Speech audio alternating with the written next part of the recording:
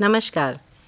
आज़ादी के अमृत महोत्सव श्रृंखला में आज स्वास्थ्य कार्यक्रमों के अंतर्गत आज हम जिसके ऊपर बात करने जा रहे हैं वो है मोटापा या ओबेसिटी। आप जानते हैं कि अंडरवेट या अंडर न्यूट्रिशन तो एक बीमारी है, लेकिन क्या आप ये भी जानते हैं कि मोटापा एक बीमारी हो सकती है या मोटे आदमियों के अंदर एक बीमारियों का गढ़ है? इसके बारे में आज हम बात करेंगे कि मोटापा के क्या कारण हैं, क्यों होते हैं, किनको होता है और क्या हम मोटापा से बच सकते हैं। तो हमारे साथ आज विशेषज्ञ हैं डॉक्टर उमेश कपिल। वेलकम। नमस्कार डॉक्टर साहब।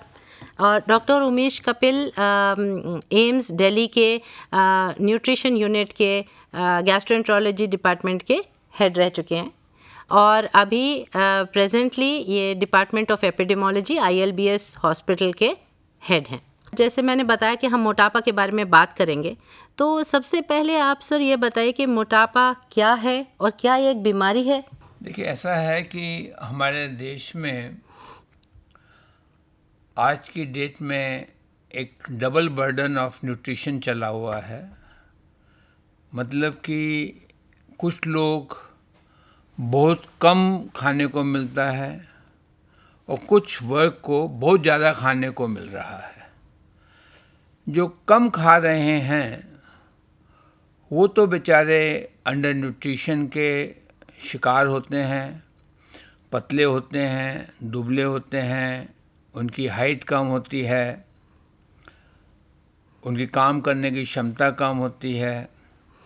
और एक ग्रुप है जिसको बहुत ताकत में खाना मिल रहा है और वो लोग ओवरवेट और ओबेसिटी के शिकार होते हैं।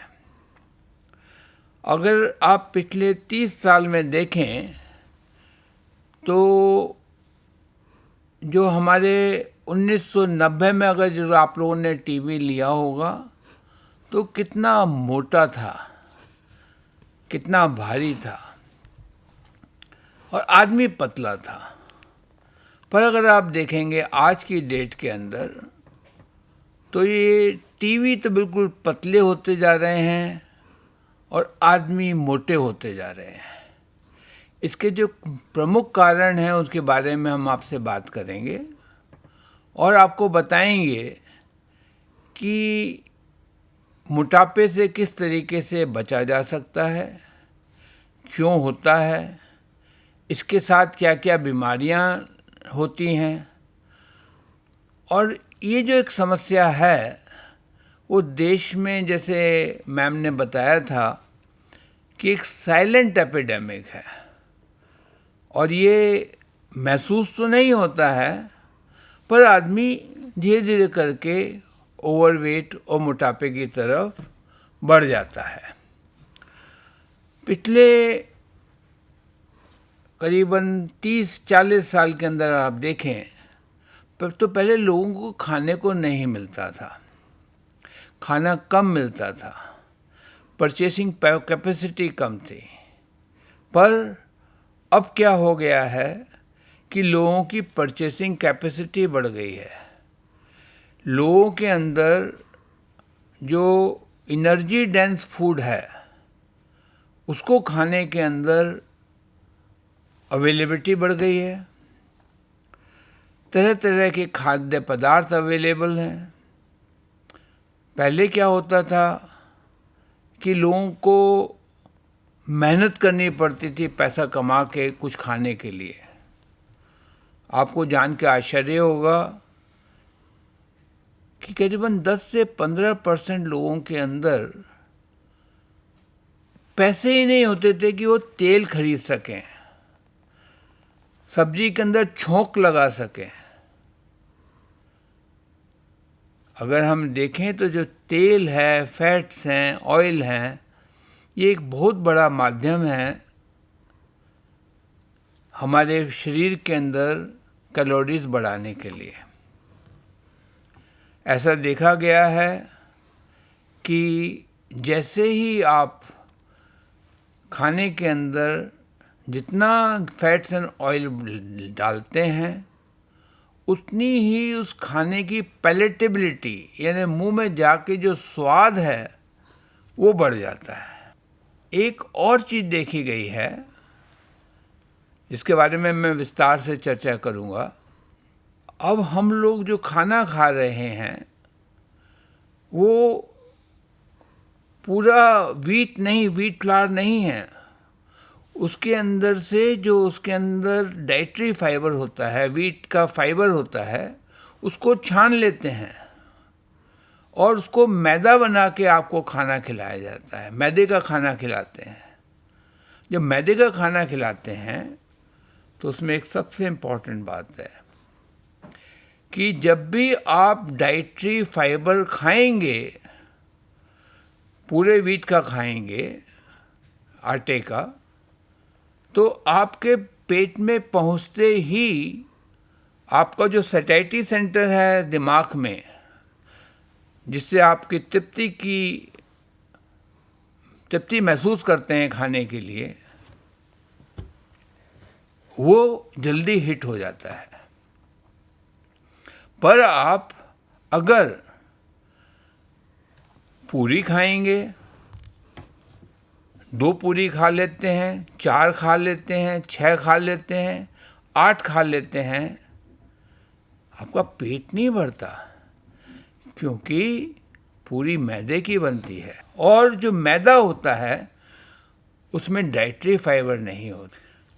आपके घर में मेहमान आता है, आप उसको घी की चुपड़ी रोटी बना के खिलाते हैं। आपका अपना और कोई सगा आ जाता है, क्लोज आ जाता है, आप उसको पराठा बना के खिलाते हैं। और क्लोज आ जाता है, आप उसको देसी घी के अंदर पूरी बना के खिलाते हैं।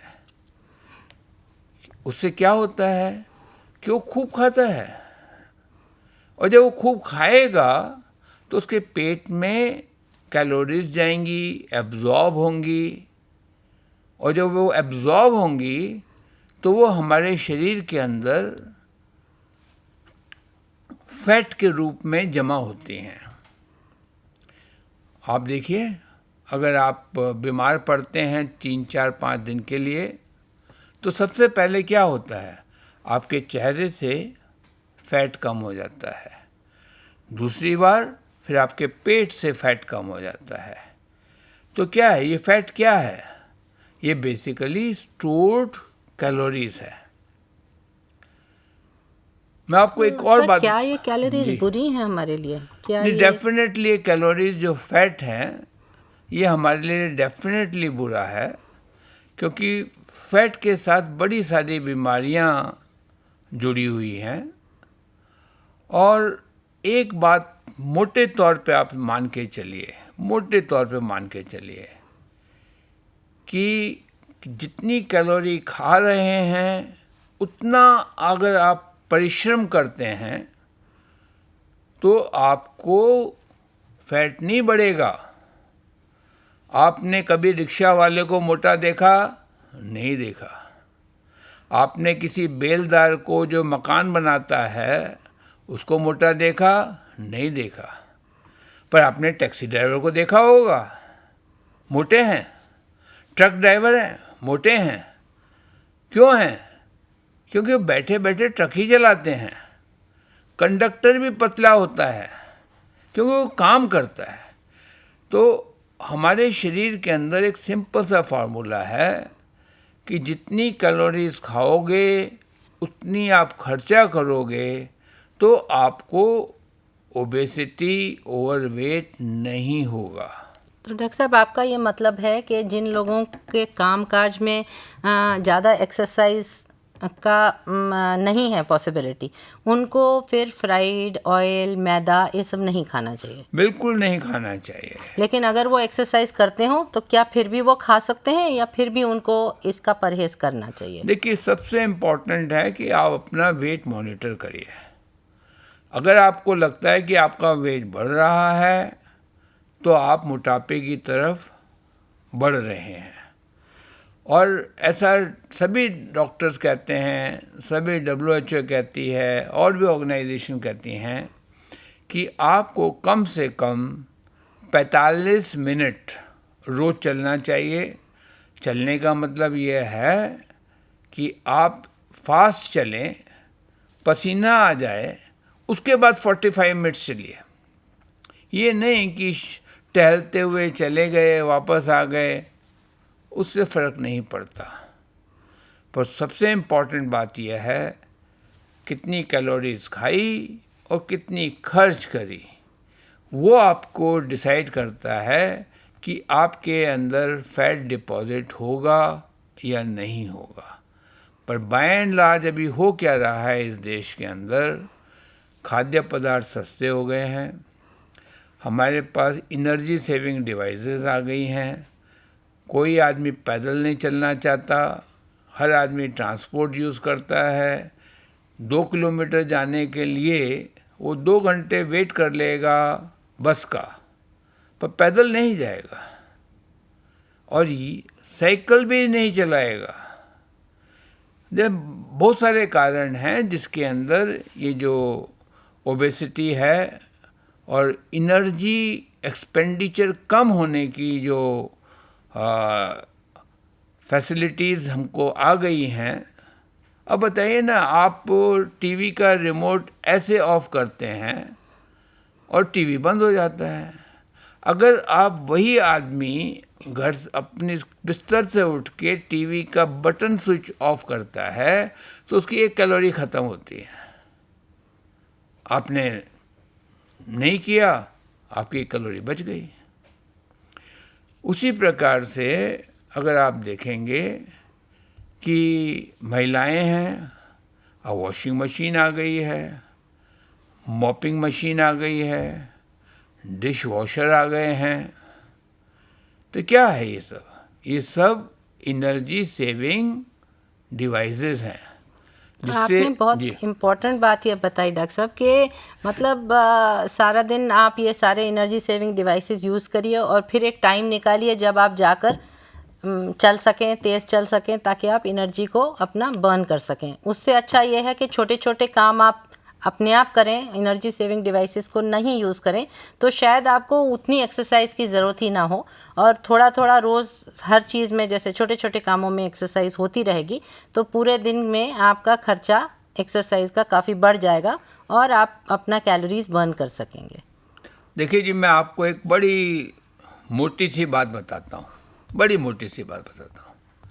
एक सिंपल सी एक्सरसाइज है, सिंपल सी एक्सरसाइज है, वो आप करें।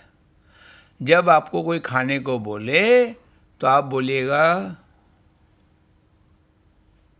नहीं। ये जो एक्सरसाइज है ना नहीं की, ये आपकी सारी कैलोरीज टेक केयर कर लेगी। जब आप खाना खाने से पहले पूछिए अपने आप से, क्या मुझे ये खाना खाना जरूरी है? बस ज़्यादा मेहनत मत करिए, कोशिश करिए कि जी मैं जहाँ 4 चपाती खाता हूँ वहाँ पे 3 खाऊं, फिर 2 खाऊं, फिर 1 खाऊं। तो कहने का मतलब यह है कि हमें अपनी कैलोरी जो होती है, जो भी खाद्य पदार्थ होता है पेट में जाता है, बर्न करता है, उससे कैलोरीज मिलती हैं। तो अगर हम कैलोरीज को कम खाएंगे तो हमें इतना फ़र्क नहीं पड़ेगा। प्रॉब्लम क्या होती है कि हमारे देश के अंदर नहीं 1 चपाती और खा लीजिएगा, खाना खाने के बाद नहीं 1 स्वीट डिश तो ले ही लीजिएगा, नहीं 1 से नहीं बात बनेगी, 1 और गुलाब जामुन ले लीजिएगा। These are basically additional calories beyond your appetite, beyond your satisfactory centre, which leads to deposition of fat in your body. अब देखिए ना, ये लड़कियां हैं, ये कोशिश तो करती हैं कि मैं स्लिम रहूं, पतली रहूं, दुबली रहूं, ठीक है, फिल्म स्टार के मॉडल की तरह रहें, पर वो नहीं रह पाते, क्योंकि जो खाने का जो आपकी एक बेसिक नीड है, बेसिक तृप्ति है, वो आपको खींच के ले जाती है। नहीं नहीं, इस बार ही खाएंगे, अगली बार से नहीं खाएंगे। पर वो जो इस बार वाला होता है ना, वो रोज ही होता है। आज नहीं खाते, कल खाएंगे, नहीं नहीं परसों खाएंगे। अगर ये सिस्टम रहे आपका, तो आपको हमेशा अच्छा रहेगा। दूसरा एक और बात भी है, हमारे घर के अंदर हमारा बच्चा थोड़ा सा मोटा है, हेल्दी है। सो मोटा होना एक हेल्थ की निशानी है। और हमारा बच्चा पतला दुबला है तो उसके अंदर दिक्कत है कि वो बोलते तू खाने को नहीं देती है इसको, तेरा बच्चा बड़ा पतला है। और मोटा होना is always considered as a healthy, which is wrong. ये क्यों बुरा है? हमें क्या बीमारियां हो सकती हैं जो और स्पेशली आजकल तो बच्चों में तो बहुत ही ज़्यादा होता जा रहा है, मतलब। और अक्सर ये सब जगह ही होता है कि माँ को, जैसे आपने बोला कि भाई कोई अगर आकर बोल भी देता है, कोई डॉक्टर है फैमिली में या कोई, कि भाई आपका बच्चा तो मोटा हो गया, तो वो कहेगी कहाँ मोटा है, मेरा तो हेल्दी बच्चा है, मोटा नहीं है। बिल्कुल ठीक बात आपने बोली, पकड़ी। तो मगर इसमें बुराई क्या है, ये आप थोड़ा बताइए कि क्या बीमारियां हो सकती हैं बच्चों के, अगर वो बच्चे भी मोटे हों तो? देखिए, ऐसा है कि आप ये मान के चलिए कि जो ओबीस बच्चे होते हैं, ये 25% बच्चे, अगर एडोलेसेंट में अगर 25% हैं, तो करीब करीब 100 में से 25 एडल्टहुड के अंदर जब वो एडल्ट बनेंगे मोटे हो जाएंगे, तो मोटे हो जाएंगे। ये जो प्रोसेस है ना मोटापा होने का, ये बड़ा स्लो है। आपको लगता है कि मैं ठीक हूँ, थोड़ा सा मोटा हो गया, फिर थोड़ा सा और मोटा हो गया, ठीक है ना। तो ये जो मोटापा है, ये धीरे धीरे करके आपके पेट के ऊपर आना शुरू हो जाता है और आपको मालूम ही नहीं पड़ता कि कब आप मोटे हो गए, कब आपकी तोन निकल आई। तो ये एक इम्पॉर्टेंट है कि हमें ग्रेजुअली इस चीज़ का ध्यान रखना चाहिए कि हम अपना वज़न संभाल के रखें। और ये समस्या काफ़ी गंभीर है। अभी हमारे देश के अंदर हम लोगों ने अभी सर्वे किया था, 5 से 9 साल के बच्चों के अंदर करीबन 4% बच्चे ऐसे हैं जो ओवरवेट और ओबेसिटी के शिकार हैं। सिमिलरली अगर हम देखें कि 10 से 19 साल के जो बच्चे हैं, वो भी ओवरवेट और ओबेसिटी के शिकार हैं। ये मैं बात कर रहा हूँ across the all socio economic group. अगर हम एफ्लुएंट पॉपुलेशन की बात करें तो करीबन 30% बच्चे ऐसे हैं जो ओवरवेट हैं और 16% बच्चे ऐसे हैं जो ओबीस हैं। इसलिए मैं आपको एक अच्छा सा एग्जाम्पल देता हूँ। आप लोगों ने अपने घर में घड़ी देखी होगी, ठीक है।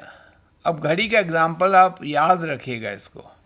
जो पतली सुई है वो खूब तेज चलती है और उससे मोटी उससे धीरे चलती है, और जो सबसे मोटी है वो बहुत ही धीरे चलती है। तो जितनी आप फिजिकल एक्टिविटी करेंगे उतने ही आप पतले रहेंगे, आपका वजन आपका सिंपल रहेगा। ये आप देख लीजिएगा कि जितने भी टेनिस प्लेयर हैं, वर्ल्ड क्लास टेनिस प्लेयर हैं, वर्ल्ड क्लास फुटबॉल प्लेयर हैं, जो कितना स्पीड से दौड़ते हैं, कितना स्पीड से खेलते हैं, वो सब पतले हैं। व्हाट इज़ इम्पॉर्टेंट इज़ कि उनके अंदर स्टेमिना है, उनका जो कार्डियो एफिशिएंसी है, कार्डियक एफिशिएंसी, वो बहुत ज़्यादा है क्योंकि वो एक्सरसाइज करते हैं। तो मोटा होना कोई ख़ास एडवांटेजेस नहीं है, ये आप मान के चलिए। और एक घड़ी का आप एग्जाम्पल रखिएगा कि जितने पतले होंगे उतने फुर्तीले होंगे, उतना वज़न कम होगा आपका। जितना आप धीरे धीरे चलेंगे, धीरे धीरे बैठेंगे, उतना आपका वज़न बढ़ेगा। फिज़िकल एक्टिविटी की जब मैं बात करता हूँ आपसे, यही एक सबसे इम्पॉर्टेंट है। अब हो क्या गया है, बड़ी सारी दिक्कतें हैं। घर के अंदर हमने वीडियो गेम, कंप्यूटर गेम्स लगा दिए हैं, पेरेंट्स के पास टाइम इतना नहीं है तो बच्चों को मोबाइल फ़ोन दे देते हैं जो मोबाइल में देखें। और सबसे बड़ी बात यह है कि जो हमारा घर है और जहाँ बड़ी बड़ी कॉलोनीज़ बनी हैं वहाँ पे पार्क है ही नहीं। और बच्चों को पेरेंट्स को लगता है कि अगर बच्चे को हम वहाँ पे भेज देंगे तो किडनैप हो सकता है। ठीक है, पहले तो बच्चे अपने पैदल चले जाते थे स्कूल, अब नहीं जाते, बस में जाता है, बस में भेजेंगे ताकि कम से कम सेफ्टी रहेगी। तो ये जो कुछ चीज़ें हैं, ये चीज़ें ना हमारी एनर्जी सेव कर रही हैं और इससे हमारे अंदर मोटापा होता जा रहा है। और ख़ास तौर से जो अर्बन एरियाज़ हैं उसके अंदर हमारी जो सेडेंटरी लाइफस्टाइल है, खाने के अंदर खूब तेल घी डाल के बनाना ताकि वो टेस्टी बने। आप खाओ, सूखी रोटी खा के दिखाओ, 5 नहीं खा पाओगे कभी। पूरे वीट फ्लावर की 5 रोटी नहीं खा सकते आप। और आपको पूरी खिला दूँ मैं, आप 10 पूरी खाने के बाद भी 11वीं खा लोगे। क्यों? कि एक तो आपका सैटिस्फैक्टरी सेंटर नहीं हिट करता, पेट में फाइबर जाता है, फटाफट सैटिस्फैक्टरी सेंटर हिट करता है। अब ये देखिए कि एक और हमारे देश में मुसीबत है पैकेज फूड्स की। सबको लगता है कन्वीनियंट है, लाओ चिप्स लाओ, अंकल आंटी सब कुछ लेके आओ और दे दो बच्चे को, ख़त्म बात।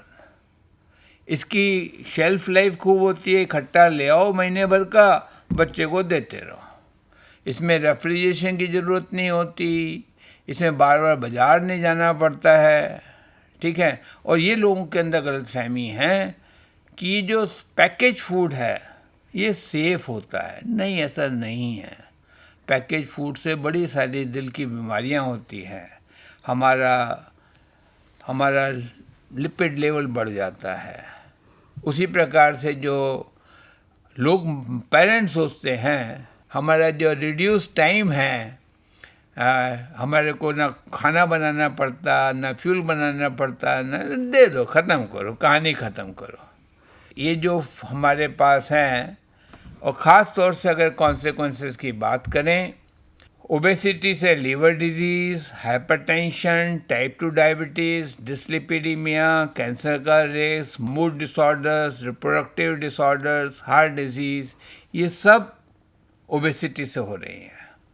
और इसके ख़ास कारण जो ख़ास तौर से एडोलेसेंट गर्ल्स में जो देखा गया है कि कॉन्फिडेंस की कमी हो जाती है उनमें, वो बात करने में शर्म आती है, उनको अपना बॉडी के ऊपर एक हमेशा फीलिंग होती है, गिल्ट फीलिंग होती है कि मैं मोटी हूँ।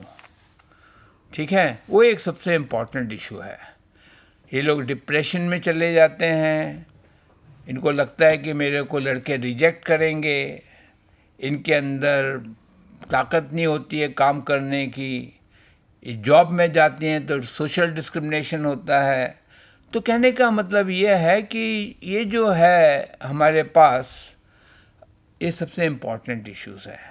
और हमारे पास एक ख़ास तौर से इम्पॉर्टेंट है कि हम एशियंस के अंदर सेम बीएमआई के अंदर, जैसे ये एक ब्रिटिश है, ये हमारा एक दोस्त है चितन याग्निक, इनकी बीएमआई तो सेम है, इसका फैट परसेंट 9.1 है, पर हमारा जो फैट परसेंटेज है वो 21% है। तो हमारे अंदर टेंडेंसी है कि हम फैट को ज़्यादा कंजर्व करें। और ये क्यों हुआ है? क्योंकि ये सदियों से हमारे देश के अंदर कभी अकाल पड़ा, कभी खाना मिला, अकाल पड़ा, फिर खाना मिला। तो इसके अंदर इनों के एक थ्योरी है जिसके अंदर ये कहा जाता है कि एक थ्रिफ्टी जीन है जिसके कारण हम ज़्यादा खाना रोकते हैं। अब मैं आपको सिर्फ अगले 2 मिनट के अंदर कुछ स्लाइड दिखाना चाहूँगा। ये मत सोचिए कि माँ बाप मोटे हैं तो बच्चा मोटा होगा, हो सकता है। तो देखिए ना, 1990 में ओबेसिटी का अमेरिका में सर्वे किया गया। ये नीले वाले जो थे, ये वाले थे, उसके बाद धीरे धीरे करके ये नीले वाले डार्क होते चले गए, उसके और डार्क होते चले गए। ये हर साल की बात कर रहा हूँ मैं, इसमें कोई जेनेटिक्स का कोई रोल नहीं है। और अगर आप ये लाल वाला देखें तो 2000 के अंदर कितने लोग लाल एरिया में आ गए, इसका मतलब है जेनेटिक का रोल है पर बहुत कम है। पर जो मेजर रोल है, ये रोल है कैलोरीज कम करने का, कैलोरीज एक्सपेंडिचर कम करने का, खूब खाने। तो ये श्रोताओं को मैं अपना लास्ट मैसेज ये देना चाहता हूँ कि ये बोलना कि माँ बाप वैसे हैं इस कारण हम मोटे रहेंगे, फैमिली के अंदर वही खाना बनता है। मैं अपनी बिटिया को वही खाना दिखाऊंगा, माँ दिखाती है, और माँ की बिटिया भी वही सीख के जाती है कि किस तरीके से टेस्टी खाना बनाना है। ठीक है, फैमिली के अंदर obesity doesn't run in family, but people in the family don't run. इन सब बातों के लिए मैं आपको धन्यवाद देता हूँ और उम्मीद करता हूँ कि आप ये एक्सरसाइज ज़रूर करेंगे। खाना कोई दे, मैं नहीं खाऊंगा। पूछेंगे आप अपने आप से क्या ये खाना ज़रूरी है? अगर वो बोलते हैं कि अगर ज़रूरी नहीं है तो मत खाओ। Obesity, hypertension, cardiac disease, dyslipidemia, kidney disease, liver disease, इन सब से बच के रहेंगे। Thank you very much doctor Umesh, आपने बहुत ही अच्छी जानकारी दी एंड बहुत एक इम्पॉर्टेंट बात ये बताई कि मैदा और रिफाइंड फ्लोर खाने से बहुत सारी प्रॉब्लम हो सकती है। उसकी वजह से ये सिर्फ नहीं है कि आप तेल को रोकेंगे तो फैट कम हो जाएगा, लेकिन कार्बोहाइड्रेट जो रिफाइंड है वो खाने से भी फैट इंक्रीज़ हो जाता है, जिससे बहुत सारी बीमारियां हो सकती हैं। और सबसे बड़ा उपाय ये है कि खाना तो हम कम खाएं और साथ में एक्सरसाइज करें, ताकि हमारी सारी जो कैलोरीज हैं वो बर्न हो सके, वरना हमें बहुत सारी बीमारियां हो सकती हैं। सिर्फ हार्ट डिजीज़ नहीं, कैंसर का भी रिस्क हो सकता है और मेंटल डिप्रेशन भी हो सकता है, क्योंकि हमारा जो बॉडी स्ट्रक्चर है उसकी वजह से। Thank you ma'am.